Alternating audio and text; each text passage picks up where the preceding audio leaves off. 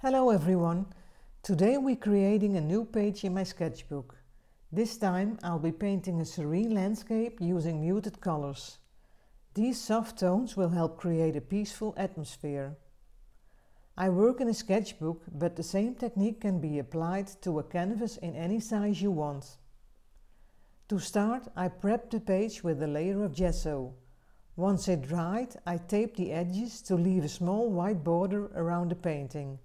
This border will provide a nice contrast to the colors. Before diving into the painting, I mixed my colors in advance so I can continue painting without stopping to mix them. Here are the colors I'll be using. Feel free to take a screenshot if you'd like to mix them yourself.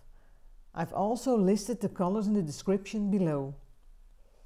I'll be painting in 3 layers today, letting the paint dry between each layer. For the first layer, I thinned the paint with a wet brush. The colors became quite light, but this was only intended to create a surface as a basis for the painting. The process is straightforward and I hope you find it enjoyable to watch. If you enjoy content like this, please consider subscribing to my channel and giving this video a thumbs up. Your support really helps my channel grow.